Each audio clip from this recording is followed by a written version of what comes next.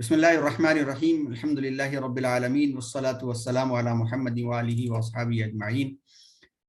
अऊज़ु बिल्लाहि मिनश शैतानिर रजीम। बिस्मिल्लाहिर्रहमानिर्रहीम। मथलुल लज़ीना युनफ़िक़ूना अम्वालहुम फ़ी सबीलिल्लाहि कमथलि हब्बतिन अंबतत सबअ सनाबिल फ़ी कुल्लि सुंबुलतिन मिअतु हब्बा वल्लाहु युज़ाइफ़ु लिमन यशाअ वल्लाहु वासिउन अलीम। सदक़ल्लाहुल अज़ीम। ये सूरह बकरा की आयत नंबर 261 से लेकर के और आयत नंबर 274 तक जो है तस्करा हम लोगों का चल रहा था। और उस तस्करे में हम सब ने इसके पहले भी दो तीन बातें जो हैं हम लोगों ने सुनी थी और अभी भी कुछ बातें आपके सामने एक्सप्लेन की गई और हमें उम्मीद है कि आपने उसको अपने जहन में रखा होगा और आपको ये स्क्रीन नजर आ रही होगी। ये आयतें इंफाक हैं, यानी वो आयतें जो राह खुदा में अल्लाह के बंदों के लिए खर्च करने की तरफ हमारी और आपकी रहनुमाई करती हैं। ये आयतें और हमें मोटिवेट करती हैं और ये आयतें ज़बरदस्त आयतों में इनका शुमार होता है। और अल्लाह तबारक व तआला ने कुरान मजीद में तकरीबन 70 से ज़्यादा मरतबा इस तरह के इन्फाक के बारे में और इन्फाक की फजीलतों और अहमियतों के बारे में अल्लाह ताला ने इरशाद फरमाया। तो आइए, चूंकि अब समरी कर रहे हैं हम लोग, तो एक नज़र तर्जुमे से सरसरी तौर पर गुजरते हैं। अल्लाह ताला ने इरशाद फरमाया कि जो लोग अपने माल को अल्लाह की राह में खर्च करते हैं, इनके माल की मिसाल उस दाने जैसी है जिससे 7 बालियां उगती हों, हर बाली के अंदर 100 दाने हों, और अल्लाह जिसको चाहता है बढ़ा कर देता है, और अल्लाह बड़ी कुशादगी वाला और सब कुछ जानने वाला है। आयत नंबर 262, जो लोग खर्च करते हैं अपने माल को अल्लाह की राह में, फिर जो कुछ दिया उस पर एहसान भी नहीं जताते और सताते भी नहीं हैं और सताना भी नहीं चाहते, उनको अज्र है उनके रब के हुजूर। न वहां पे खौफ होगा, न डर होगा, न गमगीन होंगे। यहाँ पर ये बात आप अपने जहन में रखें कि जहां पर लफ्ज इस्तेमाल किया जाता है लहुम अज्रुन इंद रब्बिहिम ला खौफुन अलैहिम वला हुम यहज़नून, तो याद रखना चाहिए कि सिर्फ और सिर्फ जन्नत ही एक ऐसा मकाम है जहां किसी को किसी किस्म की तकलीफ नहीं पहुंचेगी, न जिस्मानी तकलीफ पहुंचेगी, न रूहानी तकलीफ पहुंचेगी। तो इससे ये पता चला कि राह खुदा में इखलास के साथ और बिल्कुल दिल लगा करके अल्लाह की मर्जी के मुताबिक खर्च करने वाले जन्नत में जाएंगे। शर्त यह है कि उनके पास ईमानी हलावत मौजूद हो और दीगर ईमान के आमाल मौजूद हो, क्योंकि यहाँ पे साफ तौर पर जो बात कही जा रही है वो अहले ईमान को मोटिवेट करने की बात कही जा रही है। फिर उसके बाद ये बात भी कह दी गई कि जबान का रोक लेना और जबान का सही इस्तेमाल करना, नरमी से बात कह देना, दरगुजर करना उस सदक़े और खैरात से बढ़ करके है जिसके पीछे लेने वाले को तकलीफ दी जाए या इसकी बेअदबी की जाए। अल्लाह को किसी की परवाह नहीं, वो बड़ा बर्दाश्त करने वाला है और बहुत बड़ा हलीम है और बहुत बड़ा दरगुजर करने वाला है। तो यहाँ पर यह हिदायत हम सबको मिली कि दे सकते हैं तो खुशदिली के साथ दें, और अगर न देने का दिल करे या न हो तो फिर किसी को तकलीफ न दें, किसी को न झिड़के, अच्छी बात कह करके और माजरत करके माफ कर लो भाई करके उससे दूरी अख्तियार कर लें। ऐ ईमान वालों, अपने खैरात को एहसान जता करके और तकलीफ दे करके उस आदमी की तरह अकारत मत करो जो लोगों को दिखाने के लिए अपना माल खर्च करता है। ये बहुत अहम पॉइंट है, यह याद रखना चाहिए। यहाँ पर एक नुक्ता पिछली मर्तबा भी हमने बताया था कि इन्फाक के मामले में जो चीजें आती हैं वो एक तो जिसको हम कहते हैं ज़कात, दूसरा कहा जाता है सदक़ात और खैरात। ज़कात तो एक फर्ज अमल है और उस फर्ज अमल से किसी को फरार मुमकिन नहीं, जो साहिब निसाब हो उसके लिए तो लाजिम है। ज़कात दे करके हमें यह समझना कि हमने किसी की खिदमत कर दिया है, ये खाम ख्याली है और गलत ख्याल है, क्योंकि वो तो हमारी जिम्मेदारी है कि हम अब खामोशी के साथ उसे हम जरूरतमंद तक वो पहुंचाएं। और उसमें भी आजकल रमजान के मौसम में देखें कि इसको जो है प्रोफेशन लोग जो आते हैं उनके लिए पैकेट्स बना बना करके पैकेट्स तकसीम करते हुए तस्वीरें लेना और तस्वीर ले करके दिखावा करना, मैंने 100 पैकेट तकसीम किए, मैंने 200 पैकेट तकसीम किए, और जिसको दिया तो उससे उम्मीद रहती है कि वो हमारे सामने झुक करके ही रहे। नहीं, अगर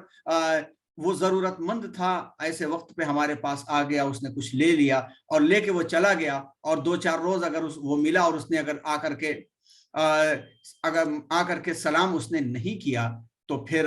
ہمارا مزاج بگڑ جاتا ہے کہ دیکھو کل ضرورت مند تھا تو ہمارے پیچھے پیچھے پھر رہا تھا، ابھی ہم نے اس کو 1000 روپیہ دے دیا تو اس کے بعد سے اس کا مزاج ہی نہیں ملتا۔ یہ وہ چیزیں ہیں جس کو کالذی ينفق مالہ رئاء الناس، کہ جو لوگوں کو دکھاوا کرتا ہے اس کا مال ضائع ہو جاتا ہے۔ اللہ اور یوم آخرت پر ایمان نہیں رکھتا تو اس کی ایسی مثال قرآن نے دی ہے دکھاوا کرنے والوں کی، کہ جیسے کوئی چٹان ہو اور اس پر مٹی کی تہ جمی ہوئی ہو، پھر زور کی بارش ہو جائے تو وہ مٹی کی تہ ساری کی ساری بہہ کر کے چٹان صاف ہو جائے گی، یعنی محنت کی یہ تمام کی تمام کمائی ضائع ہو جائے گی، وہ نہیں ملے گا جو کہا گیا ہے لہم اجر عند ربہم لا خوف علیہم ولا ہم یحزنون۔ اس لیے ہم سب کو اس چیز سے بچنا چاہیے۔ پھر اسی طرح سے آیت نمبر 265 میں بات کہہ دی گئی کہ اور ان لوگوں کی مثال جو اپنے دل کو ثابت رکھ کر اپنا مال اللہ کی مرضی میں خرچ کرتے ہیں، ان کی خیرات کی مثال ایک ایسے باغ کی ہے جو اونچائی پر بھی ہو، اچھی بارش بھی ہو تو دوگنا پھل وہ باغ لے کر کے آئے گا، اگر زور کی بارش بھی نہ ہو، ہلکی پھلکی پھوار بھی پڑتی رہے تو بھی کافی ہے، اور جو کچھ تم کر رہے ہو اللہ اسے دیکھ رہا ہے۔ کیا تم میں سے کوئی یہ چاہے گا کہ اس کے پاس کھجور اور انگور کا باغ ہو اور ہرا بھرا باغ ہو، اس کے نیچے نہریں بہ رہی ہوں اور اس میں سے ہر قسم کے پھل ہوں، اور باغ والے کو بڑھاپا بھی آ چکا ہو، اس کی اولاد بھی بہت کمزور ہو، کم سن ہو، پھر اس باغ پر آگ کے بگولے والی آندھی اٹھے اور وہ جل پڑے، باغ ختم ہو جائے تو تم پر کیا گزرے گی؟ سوچو، جب ایسے عالم کے اندر تم ڈر جاؤ گے کہ اب دوبارہ اس باغ کو ہم بنا نہیں سکتے، ہماری آل اولاد کا کیا ہوگا؟ تو اسی طرح سے اپنا مال اللہ کی راہ میں خرچ کرنے کے لیے ان چھوٹے چھوٹے دکھاؤ اور تکلیفوں سے ضائع مت کرو۔ اللہ تبارک و تعالیٰ اپنی آیتیں تم کو اسی طرح سے سمجھا کر کے سناتا ہے، بیان کرتا ہے تاکہ تم دھیان دو۔ اے ایمان والو، اپنی کمائی میں سے اچھی چیزیں خرچ کرو، اور اس میں سے بھی جو کچھ زمین میں سے ہم نے تمہیں نکال کر کے دیا ہے، اور چیز چھانٹ چھانٹ کر کے دیتے وقت میں ایسی چیز، خراب چیز دینے کا ارادہ مت کرو کہ اگر تم کو وہ دے دی جائے تو تم نہ قبول کرو۔ ہاں، تم اگر آنکھ بند کر لو تو لے سکتے، لیکن کھلی آنکھ سے ایسی چیز جو تم خود نہیں لے سکتے تو چھانٹ چھانٹ کر کے اللہ کی راہ میں مت دو، اور جان رکھو کہ اللہ کو کچھ کی بھی پرواہ نہیں ہے، اللہ تو بہت زیادہ غنی بھی ہے، خوبیوں والا بھی ہے۔ ہاں، سلائڈ چینج نہیں ہو رہے، نہیں شاید پہلا والا سلائڈ ہی ہے، سلائڈ ہم نے چینج بھی نہیں کیا ہے، ابھی چینج کرتے ہیں۔ شیطان تم کو تنگی کا خوف دلاتا ہے، بے حیائی کی باتوں پر اکساتا ہے، اور اللہ تم سے مغفرت اور فضل کا وعدہ فرماتا ہے، اور اللہ تو بہت ہی وسعت والا ہے، علم والا ہے، اور جس کو چاہتا ہے حکمت عطا کرتا ہے، جس کو حکمت مل جاتی ہے اس کو خیر کثیر مل جاتا ہے، اور عقل جن کے پاس ہوتی ہے وہی اس بات کو سمجھتے ہیں۔ یہ وہ آیتیں تھی جن آیتوں پر ہم کو بار بار غور کرنا چاہیے، جیسے ابھی اسد اللہ صاحب نے ایک مثال دی اور بڑی اچھی مثال سامنے آ گئی کہ ہم اپنے گھر میں بورویل ڈال دیں اور اس بورویل کو ایسے ہی ڈال کر کے چھوڑ دیں، تو گرچہ بورویل جو ہے وہ ہمارا پانی کے اوپر ہے، مگر ہم اچانک اسے چلانے کے لیے جائیں گے تو بھی وہ پانی نہیں دے گا جب تک کہ الگ سے پانی ڈال کے پھر سے محنت نہ کی جائے۔ تو اسی طرح سے ہمارے مال کی مثال یہ ہے کہ اسے رکھ لیں گے اور رکھ کر کے اسے استعمال کریں گے، تو پھر قرآن مجید نے خاص طور پر فرمایا کہ جو ذخیرہ کرتے ہیں اسی طرح سے یکنزون الذهب والفضة، کی سونا چاندی اٹھا کے ڈھیر لگاتے ہیں، تو ان کی مثال یہ بتا دی گئی کہ وہ آگ کے انگارے کو ڈھیر کرتے ہیں، اور حدیث میں جو مثالیں آئی ہیں اس سے یہ مفہوم نکلتا ہے کہ ان کی مثال ایسے کہ جیسے سونے اور چاندی کے ذخیرے پر کنڈلی مار کے بیٹھا ہوا سانپ ہو، کہ جس طرح سے وہ قریب آنے والے کو ڈس لیتا ہے کہ اس کے پاس کوئی نہیں آ سکتا، تو اس کے مال کے قریب بھی کوئی نہ آنے پائے، اور اس کی مثال یہ ہے کہ وہ مر گیا تو مرنے کے بعد سے وہ لوگ آپس میں تقسیم کر لیا کرتے ہیں۔ اس لیے انفاق ایک مسلمان کا ایمان ہے۔ انفاق میں دو قسمیں ہیں، ایک تو زکوٰۃ ہم جس کو کہتے ہیں، وہ تو فریضہ ہے جس کے بارے میں مسائل ہیں، یہاں پہ مسائل کا تذکرہ کرنا مقصود نہیں۔ دوسرا یہ ہے کہ اللہ تعالیٰ نے اس کے علاوہ بھی چیزیں دے رکھی۔ ایک حدیث میں آتا ہے کہ دعوا مرضاکم بالصدقۃ والصلاۃ، کہ اپنے مرض کا علاج صدقوں سے اور نماز کے ذریعے سے کرو، کیونکہ نماز کے ذریعے سے مدد مانگنے کا تذکرہ تو قرآن میں خود موجود ہے، یا ایھا الذین آمنوا استعینوا بالصبر والصلاۃ ان اللہ مع الصابرین، نماز کے ذریعے اور صبر کے ذریعے سے اللہ تبارک و تعالیٰ سے مدد مانگو۔ اسی طرح سے رسول اللہ صلی اللہ علیہ وسلم نے فرمایا کہ صدقے کے ذریعے سے بھی مرض کے اوپر قابو حاصل کیا جا سکتا ہے، کیونکہ جب ہم کسی کی تکلیف کو دور کریں گے تو اللہ ہماری تکلیف کو دور کرے گا۔ من کان للہ کان اللہ لہ، کہ جو اللہ کے لیے آگے بڑھتا ہے اللہ کا ہو جاتا ہے، اللہ اس کا ہو جاتا ہے، تو اسی طرح سے کسی کی تکلیف کو دور کرنا بھی انفاق کے اندر آتا ہے، اور وہ تکلیف کسی بھی قسم کی ہو سکتی ہے۔ ہمارے نبی صلی اللہ علیہ وسلم کی بڑی خصوصیات میں سے جو اہم ترین خصوصیت تھی وہ یہ تھی کہ لوگوں کی تکلیفوں میں وہ کام آتے تھے۔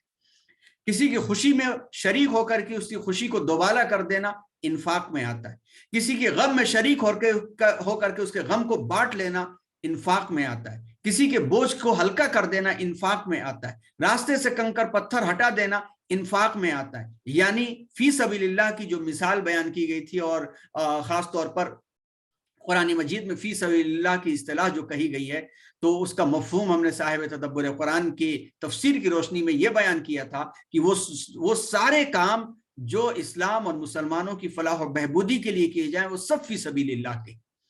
تو فی سبیل اللہ میں انفاق کی جو اہمیتیں بیان کی گئی اس کے بارے میں قرآن کی آیتوں کے ساتھ ساتھ بے شمار حدیثیں ہیں کہ جیسے محسوس ہوتا ہے کہ دین کا اہم ترین ستون یہ ہے کہ ایمان کی تکمیل ہوتی ہے کہ اپنی پسندیدہ چیزوں کو اللہ کی راہ میں خرچ کر دیا جائے، جیسا کہ آل عمران کی جو آیت نمبر 92 ہے، چوتھا پارہ جہاں سے شروع ہوتا ہے لن تنالوا البر حتى تنفقوا مما تحبون، کہ جب تک تم اپنی پسندیدہ چیز راہ خدا میں اللہ کے بندوں کی فلاح و بہبودی کے لیے خرچ نہیں کر دو گے تب تک تم بھلائی نہیں حاصل کر سکو گے۔ تو پتہ یہ چلتا ہے کہ ایمان کی تکمیل، ایمان کی جو چاشنی ہے وہ لوگوں کے کام آنے کی، لوگوں کے کام آنے کی ہے، اور اللہ تبارک و تعالیٰ نے اپنے ان بندوں کے اوپر فخر فرمایا ہے قرآن میں، اور یہ آیت جو ہے وَيُؤْثِرُونَ عَلَىٰ أَنفُسِهِمْ وَلَوْ كَانَ بِهِمْ خَصَاصَةٌ، کہ لوگوں کے اوپر اپنے اوپر لوگوں کو ترجیح دیتے ہیں۔ اور صحابہ کا یہ معاملہ ہے کہ حضور اکرم صلی اللہ علیہ وسلم کی خدمت میں ایک مہمان حاضر ہوئے اور اپنے بھوک اور تنگی کی شکایت کی۔ حضور اکرم صلی اللہ علیہ وسلم نے اپنے گھر میں تلاش کروایا، تو آپ کو معلوم ہے کہ حضور کے گھر تو ہفتوں چولہا نہیں جلا کرتا تھا، تو اس دن بھی کچھ کھانے کو نہیں ملا۔ حضور اکرم صلی اللہ علیہ وسلم نے جب کہا صحابہ کرام سے، تو ایک انصاری صحابی جن کا نام ابو طلحہ آتا ہے وہ لے کر کے چلے گئے۔ جب وہ گئے تو شام کا وقت تھا، اور بیوی سے پوچھا کہ کچھ کھانے کو ہے، تو انہوں نے بیوی نے کہا کہ بھائی گھر میں تو صرف بچوں کا کھانا بچا ہوا ہے اور کچھ بھی نہیں ہے۔ تو ان صحابی نے کہا کہ بچوں کو آپ بہانے سے سلا دو، اور جب ہم کھانا کھانے کے مہمان کے سامنے بیٹھے تو بہانے سے نکلنا اور چراغ جو ہے گرا کر کے بجھا دینا، تاکہ مہمان کو محسوس نہ ہو سکے کہ ہم کھا رہے ہیں یا نہیں کھا رہے ہیں۔ ہم کھانے کی ایکٹنگ کرتے رہیں گے، منہ چلاتے رہیں گے، اور مہمان اس درمیان جو ہے اندھیرے میں کھانا کھا لے گا، اور تم چراغ کی آگ لانے کے بہانے سے پڑوس میں چلی جانا۔ یہ عمل انجام دیا گیا۔ صبح جب یہ مسجد میں حاضر ہوئے تو حضور اکرم صلی اللہ علیہ وسلم انہیں دیکھ کر کے مسکرا رہے تھے، یہ خوف میں مبتلا ہو گئے کہ لگتا ہے کہ مہمان کی ضیافت نہیں ہو سکی، اور حضور جو ہیں اب باز پرس کریں گے۔ لیکن حضور اکرم صلی اللہ علیہ وسلم نے یہ خوشخبری سنائی کہ اللہ تبارک و تعالیٰ نے راضی ہو کر کے تمہارے بارے میں یہ آیت نازل کی، وَيُؤْثِرُونَ عَلَىٰ أَنفُسِهِمْ وَلَوْ كَانَ بِهِمْ خَصَاصَةٌ۔ تو یہ انفاق کی حیثیت اسلام کے اندر ہے، اور اسلام کے اندر اس کے خلاف جو باتیں کہی گئی ہیں کہ جو لوگ مال کو دبا کر کے رکھتے ہیں وہ دو قسم کے ہوتے ہیں۔ ایک تو یہ ہے کہ جس کو بخیل کہتے ہیں، ایک کہتے ہیں جس کے دل میں شح ہو، شین اور ہا، وَمَن یُوقَ شُحَّ نَفْسِهِ، قرآن میں اس کا یہ آیت نازل کی گئی۔ بخل اس کو کہتے ہیں کہ میرا مال ہے اور میں اسے دینے سے ڈرتا ہوں، میں دے دیا میں نے تو کیا ہوگا۔ شح اس کو کہتے ہیں کہ اپنا بھی دبا کر کے رکھے ہوئے ہیں، کسی کا اچھا دیکھ لیا تو وہ بھی دبانا اور وہ بھی حاصل کرنے کا جذبہ پیدا ہو جائے، اس کو شح کہا جاتا ہے۔ اور دونوں چیزوں کو اللہ تبارک و تعالیٰ نے منع کیا ہے، یہاں تک کہ جب یہ کہا گیا کہ جو شخص اپنی طبیعت کی لالچ اور شح سے بچا دیا جائے وہی لوگ فلاح پانے والے ہیں۔ حرص اور بخل دونوں ترجمہ اس سے کیا گیا، لیکن حضرت عبداللہ بن مسعود رضی اللہ تعالیٰ عنہ کی خدمت میں ایک شخص حاضر ہوئے اور انہوں نے کہا کہ میں ہلاک ہو گیا۔ تو انہوں نے فرمایا کہ کیوں؟ تو وہ کہنے لگے کہ اللہ نے تو قرآن میں کہا ہے کہ جو شح سے بچا لیا جائے وہ فلاح پانے والے ہیں، مجھ میں یہ مرض پایا جاتا ہے۔ اور یہ کہنے لگے کہ میرا دل نہیں چاہتا کہ میرے پاس سے کوئی چیز نکل کر کے جائے۔ تو حضرت عبداللہ ابن مسعود نے فرمایا یہ شح نہیں ہے بلکہ بخل ہے۔ شح یہ ہے کہ دوسرے کا مال بھی ظلم سے کھا جائے، امانت کو دبا کر کے کھا جائے، زمین پر قبضہ کر کے مکان بنا لے، کسی غریب کی چیزوں کو چھین کر کے لے لے، یہ شح کہا جاتا ہے، اور یہ بدترین مرض کہا جاتا ہے، اور اس بدترین مرض کے ساتھ ایمان مکمل نہیں ہو سکتا ہے۔ اللہ تبارک و تعالیٰ نے حضور اکرم صلی اللہ علیہ وسلم نے ارشاد فرمایا کہ جس شخص کے اندر 3 خصلتیں ہوں گی وہ شح سے بچا لیا جائے گا. شح سے وہ شخص بچا لیا جائے گا جس کے اندر 3 خصلتیں ہوں گی. ایک تو یہ ہے کہ وہ مال کی زکوٰۃ ادا کرتا ہو، یہ بہت اہم نقطہ ہے. وہ مال کی زکوٰۃ ادا کرتا ہو تو وہ شح سے بچا لیا جائے گا. دوسرا یہ ہے کہ وہ مہمانوں کی مہمانداری کرتا ہو، یعنی مہمانوں کے آنے کے اوپر وہ دل برا نہ کرتا ہو بلکہ مہمان کی عزت اور تعظیم کرتا ہو. اور تیسرا یہ ہے کہ لوگوں کی مصیبتوں میں آگے بڑھ کے وہ مدد کرتا ہو. اس حدیث کے مطابق اللہ کے رسول صلی اللہ علیہ وسلم نے جو فرمایا اس کے مطابق یہ پتہ چلتا ہے کہ ان تینوں چیزوں کے اندر بھی جو چیز ہمارے سامنے کھل کر کے آتی ہے وہ بھی انفاق کی ہی کھل کر کے آتی ہے. تو پتہ یہ چلا کہ دنیا اور آخرت کی جو کامیابی ہے وہ دنیا اور آخرت کی کامیابی اس چیز کے اوپر ہے کہ ہم اللہ کی بندوں کے لیے کیا انفاق کر رہے ہیں اور کیا عمل کر رہے ہیں. اور جیسا کہ قرآن مجید کی یہ والی آیت، اس آیت کے اندر صاف فرمایا گیا کہ بالیوں کی مثال دے دی گئی، اور وہ بالیوں کی مثال اس طریقے سے دے دی گئی کہ اللہ تبارک و تعالی 7 بالیں، ہر بال میں 100 دانے، یعنی اس سے مراد ہے کہ خیر کثیر، اللہ کے ہاتھ میں جتنا چاہے دے. اچھا، اس کی سچویشن ہے کہ 10 گنا ملے گا کہ 70 گنا ملے گا کہ 700 گنا ملے گا کہ اس سے بڑھ کر کے ملے گا. یہ سچویشن اور نیتوں اور حالات کے اوپر ڈیپینڈ ہے. جیسا کہ اس کے پہلے بھی ہم نے آپ کو بتایا تھا، پھر سے اس کو ریپیٹ کر کے آگے ہم بڑھیں کہ سچویشن، مسئلہ یہ ہے کہ ہمارے پاس کھانے کو تنگی ہے، ہماری ضرورت کی چیز ہے، لیکن ایک ایسا شخص ہمارے سامنے آ گیا جو ہم سے بڑا بھی ضرورت مند ہے، اس کے سامنے اب کوئی آپشن نہیں، وہ ڈیڈ اینڈ پر پہنچ چکا ہے اپنے جائز ضرورت کو پورا کرنے کے لیے، اس کے پاس کوئی آپشن نہیں ہے. ہمارے پاس 2-4 روپے ہیں لیکن ہمیں بھی اس کی ضرورت ہے، مگر ہمارے پاس آپشن ہے کہ آج رات ہم نے نہیں کھایا تو ہمارے پاس صبح کی روٹی بچی ہوئی ہے. ایسے عالم میں اگر ہم خوش دلی کے ساتھ اس کے ہاتھ میں وہ پیسہ خاموشی سے، چپکے سے، چوری سے، یعنی چھپا کر کے پکڑا دیتے ہیں اور احسان نہیں جتاتے، اور احسان نہ جتانے کے ساتھ ساتھ جو ہے اس کو احسان بھی نہیں جتاتے اور اس کے بعد اس کو تکلیف بھی نہیں دیتے، تو یہ اللہ تبارک و تعالیٰ کی نظر میں بہت عظیم مقام کا حامل ہوتا ہے یہ معاملہ، اور اللہ تعالیٰ اس کے اندر 700 گنے سے بھی زیادہ عطا فرماتے ہیں. اس میں رب خوش ہو جاتے ہیں کہ دینا تو میرا کام ہے، میرے بندے کے پاس اس کی ضرورت بھی تھی، اس کے باوجود بھی اس نے اپنے سے بڑے ضرورت مند کے ہاتھوں میں دے دیا، تو اللہ تبارک و تعالیٰ اپنی شان کے مطابق اسے عطا فرماتے ہیں. دوسری سچویشن یہ ہے کہ ہمارے پاس خوشحالی ہے اور خوشحالی کے ساتھ جو ہم خوش دلی سے بانٹ رہے ہیں، اس میں بھی اللہ تبارک و تعالیٰ عطا کرتے ہیں.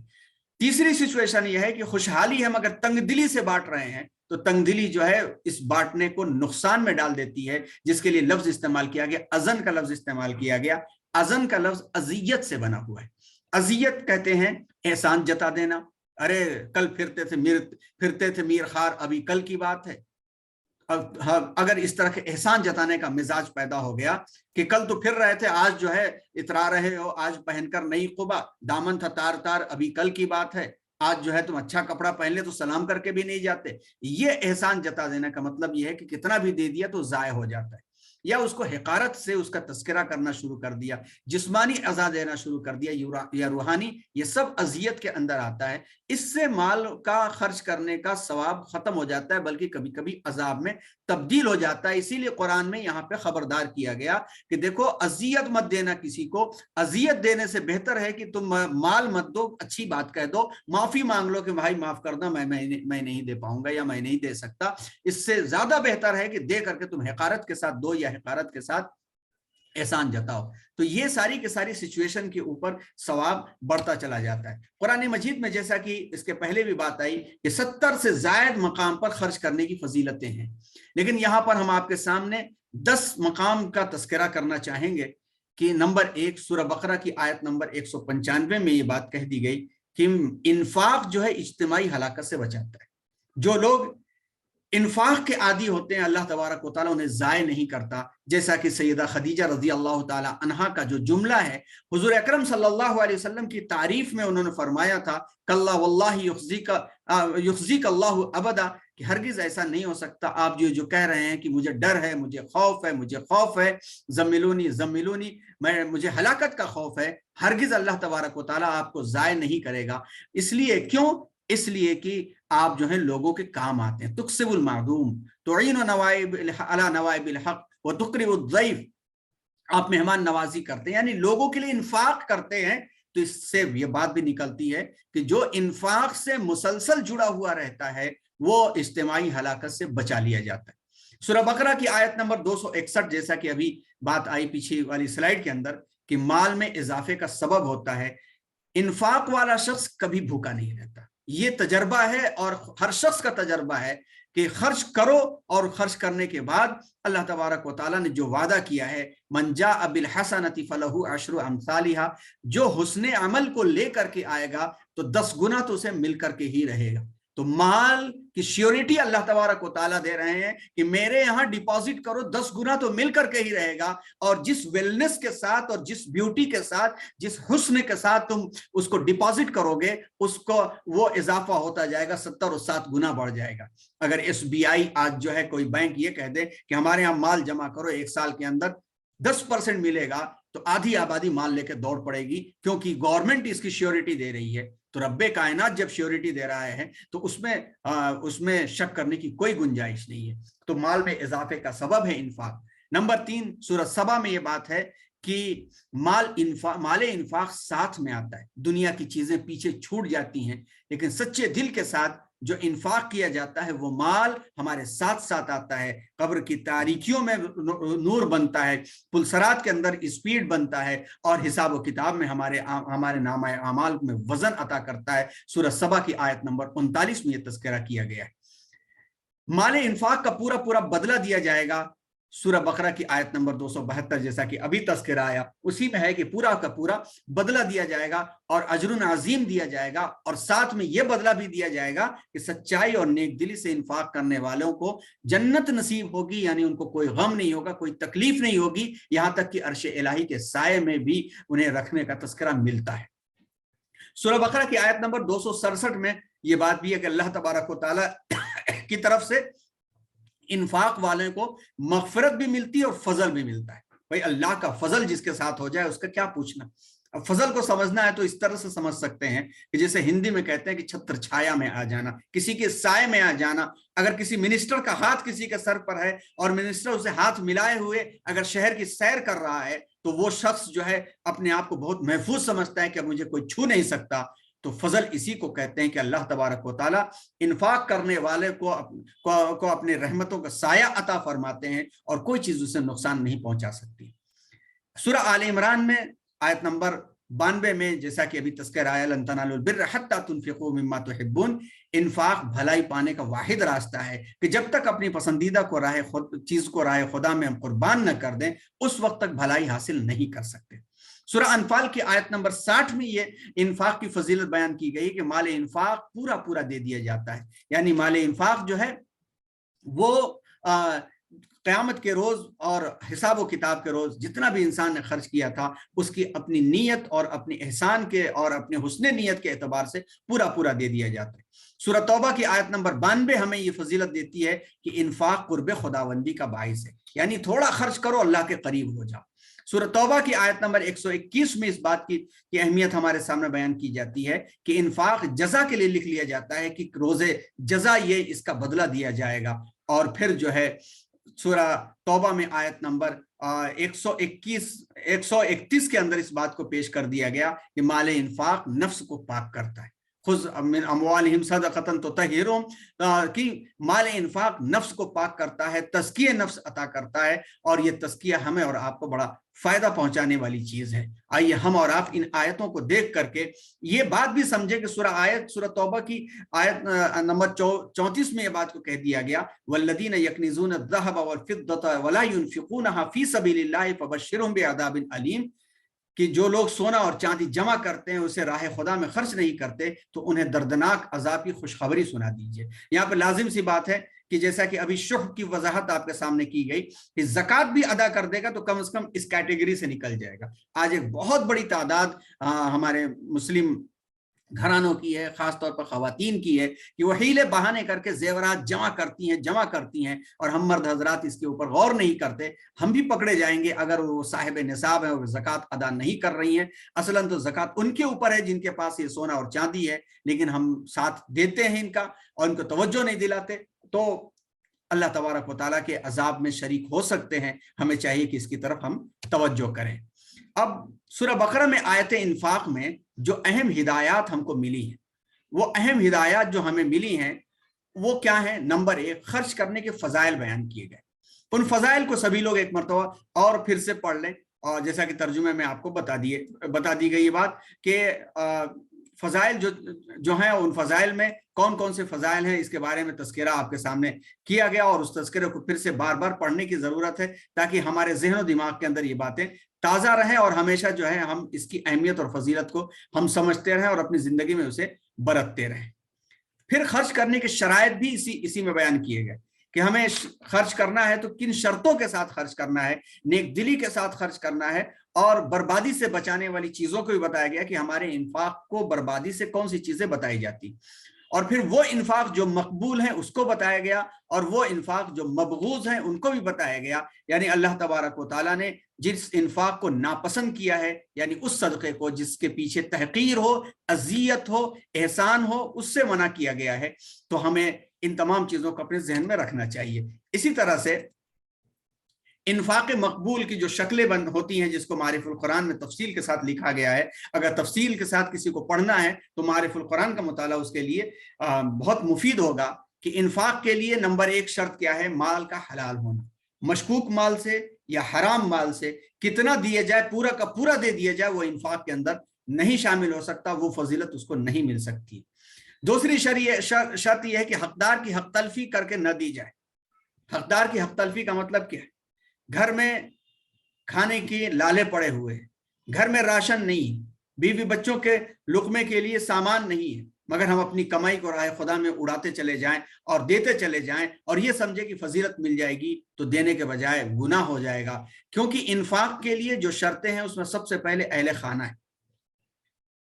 अहले खाना है। क्योंकि अगर घर वालों पर हमने सही मसरफ में नहीं खर्च किया तो वो मुमकिन है कि किसी और के सामने जाके हाथ फैलाएं, गलत रास्तों पर निकल सकते हैं। हम उनके जिम्मेदार हैं, पहले उनका हक हमको अदा करना है, माँ बाप का हक अदा करना है, बीवी बच्चों का हक अदा करना है, उसके बाद अपने रिश्तेदारों का, भाई बहनों का हक अदा करना है, उसके बाद पड़ोस का हक अदा करना है, महल्ले का हक अदा करना है, शहर का हक अदा करना है, फिर दूसरे शहर का, फिर मुल्क, फिर दुनिया। इस तरह से देखना है। अपने घर में आग लगी हुई हो और हम पानी लेकर के पड़ोस के घर की आग को बुझाएं तो हम उससे बच नहीं सकेंगे। तो इन्फाक की मकबूल शक्लों के अंदर दूसरी शक्ल यह है कि हकदार की हक तलफी नहीं होनी चाहिए। नंबर 3, सही मसरफ में खर्च करना। सही मसरफ में एक बात तो आम सी है कि जो जरूरतमंद उसको खर्च करना, लेकिन दूसरी बात यह है कि प्रोफेशनल मांगने वालों को पहचानना। ये बात भी कई जगह पे कही गई है कि ऐसे ही आंख बंद करके सदका और खैरात इंसान दे देता है, नियत के एतबार से अल्लाह तबारक व तआला उसे अता करते हैं, लेकिन इन्फाक की जो फजीलत मिलनी है वो फजीलत देख समझ करके, तहकीक करके देने में मिलती। आज पता नहीं चल पाता है कि कौन जो है सच्चा है, कौन सा झूठा है, लेकिन कम से कम अपनी हद तक तो इंसान को अंदाजा हो जाता है कि घूम फिर करके मांगने वाले क्या मांग रहे हैं। अगर वो जरूरतमंद है, अगर आप एक बिस्किट और 2 पैकेट पकड़ाएं और वो पैसे पर बजिद हों तो इसका मतलब ये हो कि ये जरूरतमंद नहीं है, या हो सकता है जरूरत इलाज की हो, या जरूरत किसी तालीम की हो, या कोई और हो। तो अगर हम खर्च कर रहे हैं तो हमें मालूम करके उसे खर्च करना चाहिए, वरना अगर बगैर मालूम किए वो राशन का पैकेट बना करके लाइन में सबको लगा दिया और दे रहे हैं तो ये सही मसरफ नहीं होगा। कभी कभी ऐसा होता है कि कुदरती हादसात जब गुजरते हैं तो उन कुदरती हादसात के वक्त में भी ये मामला सामने आता है। ऐसे वक्त में भी सोच समझ करके खर्च करना चाहिए और सही मसरफ में खर्च करें तो इन्फाक की हमें फजीलत मिलेगी। चौथी चीज है कि एहसान न जताना और दिखावा न करना। यानी इन्फाक मकबूल उस वक्त होगा कि जैसे दुनिया कहती है कि नेकी कर दरिया में डाल, हमारे लिए ये बहुत बड़ी मिसाल है कि हमें नेकी करना और दरिया में डाल देना है। लोग उसको कहते हैं नेकी कर दरिया में डाल की वजाहत इस तरह से की जाती है, यानी हमने जो किया अब जाय हो गया, बेकार हो गया। उसके लिए एक कहावत कहते हैं कि नेकी कर दरिया में डाल। लेकिन हमारे लिए یہ مثال بہت اچھی ہے کہ ہمیں نیکی کر کے دریا میں ڈال دینا ہے, کہیں جا کر کے وہ استعمال ہوگی, اللہ جہاں چاہیں گے اس کو استعمال کریں گے. یعنی ہمارے لیے وہ ضائع نہیں ہوئی بلکہ رب کے دربار میں وہ ڈپازٹ ہو گئی اور اللہ تبارک و تعالیٰ اس کو استعمال کرتے ہیں. تو احسان نہ جتانا یہ بہت اہم چیز ہے, اپنے مزاج سے بھی, اپنے اعمال سے بھی, اپنی زبان سے بھی, کسی بھی طرح سے, اور دکھاوا بھی نہ کرنا. یہاں پہ دو باتیں سمجھنے کی ہیں. آخر میں یہ دو باتیں بتاتے ہوئے چلیں آگے. ہم آپ کو حدیث کے اندر صدقے کو چھپا کر کے دینے کی بھی فضیلت ہے, اور بعض صحابہ سے حضرت ابوبکر صدیق رضی اللہ تعالیٰ عنہ یا حضرت علی رضی اللہ تعالیٰ عنہ سے دکھا کر کے دینے کی بھی فضیلت ہے. اب یہاں پر دو چیزیں, ہم دو مثالیں ہمارے سامنے مسائل کے طور پر جو مسئلے بیان کیے جاتے ہیں وہ یہ بیان کیے جاتے ہیں کہ زکوٰۃ چونکہ فرض ہے اور لازم ہے, ضروری ہے, اور زکوٰۃ کو جس شخص میں دکھاوے اور لالچ کا جذبہ نہ ہو جس کے دل میں, تو وہ زکوٰۃ کو دکھا کر کے دے سکتا ہے تاکہ لوگوں کو ترغیب حاصل ہو اور لوگ اس کو کاپی کریں, اور لوگوں کو یہ بھی معلوم ہو جائے کہ اس نے اپنا فریضہ ادا کر دیا ہے, کل کو گواہی دینے کی ضرورت پڑے تو گواہی دے سکے کہ ہاں یہ شخص فریضہ ادا کرتا ہے, اور یعنی نماز پڑھتے ہوئے تو دیکھتا ہی ہے, زکوٰۃ دیتے ہوئے بھی دیکھتا ہے. تیسری چیز یہاں پر یہ ہے کہ جو شخص اس میدان تک پہنچ چکا ہو کہ اس کے ذہن و دماغ کے اندر احسان جتانا, دکھاوا کرنا, ریاکاری کرنا, اور اپنے جن کو صدقہ اور زکوٰۃ دیا ہے ان کو اپنی خدمت کے لیے استعمال کرنا, یہ جذبہ اور یہ مزاج نہ پایا جاتا ہو, تو زکوٰۃ کو دکھا کر کے, دکھاوا نہیں بلکہ ظاہر میں کھلے دینا جائز ہے. صدقے کو چھپا کر کے ہی دینا چاہیے, کیونکہ صدق دل کے ساتھ, خاموشی کے ساتھ, بغیر بتائے بھی اس کو دیا جا سکتا ہے, اور اس کے بارے میں بہت ساری فضیلتیں بھی آتی ہیں. صدقے کو چھپا کر کے دینا چاہیے. آج کے زمانے کے اعتبار سے دیکھا جائے تو ہم سب کا مزاج دینی اعتبار سے اتنا اچھا نہیں رہ گیا, احسان جتانے کا جذبہ موجود ہوتا ہے, لہٰذا ہم جیسے لوگوں کے لیے تو چاہیے کہ زکوٰۃ اور صدقات کو چھپا کر کے زیادہ سے زیادہ رازداری کے ساتھ دیا جائے, اور اسی میں یہ بات آتی ہے کہ اخلاص و للہیت کے ساتھ زکوٰۃ کو ادا کیا جائے. اور یہ تمام کی تمام چیزیں ہم نے آیات انفاق کے اندر دیکھی, اور ہم یہ امید کریں گے کہ آپ اسے اپنے پاس محفوظ رکھیں گے, اور جتنی باتیں آپ کے سامنے پیش کی گئیں, جتنی باتیں آپ لوگوں نے پیش کی, اس کو بھی آپ حفاظت کے ساتھ رکھیں گے, اور بار بار اسے دہرائیں, اور دہرانے میں اثر ہوتا ہے, اور ہم جو ہے نکل کر کے اپنے زمرے سے, اپنے کمفرٹ زون سے باہر نکل کر کے ضرورت مندوں تک پہنچ کر کے ان کی حاجت روائی کرتے ہیں. اور حاجت روائی یعنی ان کی ضرورتوں کو پورا کرنے کی بہت ساری شکلیں ہیں, جن شکلوں کو ہم سب سمجھ سکتے ہیں اور وقت پر پڑھنے پر اسے استعمال بھی کر سکتے ہیں. تو یہ تھا سورہ بقرہ کی آیات انفاق کا تذکرہ. اب انشاءاللہ اگلے ہفتے جو عنوان ہے وہ عنوان گروپ میں ڈال دیا جائے گا, اور وہ عنوان ہے سورہ بقرہ کی آخر کی 2 آیتیں. یہ وہ 2 آیتیں ہیں جو رب کریم نے جناب محمد رسول اللہ صلی اللہ علیہ وسلم کو معراج کے وقت میں عطا کی تھی. اس میں سے ایک آیت پیچھے کی اور ملا لیں گے تو تینوں آیتیں ہماری ہو جائیں گی. للہ ما فی السماوات و ما فی الارض سے لے کر کے آخر تک کی آیتیں ہمارے اگلے ہفتے کا عنوان ہوں گی. اور انشاءاللہ اس میں بھی پچھلے عنوان کی طرح سے سب کو یہ ذمہ داری دی جائے گی کہ سب اپنے اپنے طور پر اس کی اسٹڈی کریں, اور ایک ایک پوائنٹ, جیسا کہ آج اسد صاحب نے تھوڑا سا بیان کیا اور اجمل صاحب نے تھوڑا سا بیان کیا, اس طرح سے وہ اپنے اوپینین پیش کریں کہ مجھے اس کو مطالعہ کرنے میں یہ بات اچھی لگی اور مجھے یہ بات سمجھ میں آئی. تو سب کا برابر کا انوالومنٹ ہوگا تو بات سمجھ میں بھی آئے گی, اور سب کے 2-2 4-4 پوائنٹس آئیں گے تو مل جل کر کے 8-10 پوائنٹ سب کے لیے مفید ثابت ہو جائیں گے. انشاءاللہ یہ پروجیکٹ گروپ میں بھیج دیا جائے گا. اللہ تبارک و تعالی ہم سب کو اپنے کلام کو سمجھنے کی بھی توفیق عطا فرمائے, اور اس کے مطابق عمل کرنے کی بھی توفیق عطا فرمائے. انفاق سے ہمیں جوڑے, اس کی برکتیں بھی نصیب فرمائے, اور 7 سنابل والی فضیلت ہم سب کو عطا فرمائے. آمین. وآخر دعوانا ان الحمد للہ رب العالمین. جزاک اللہ شکریہ.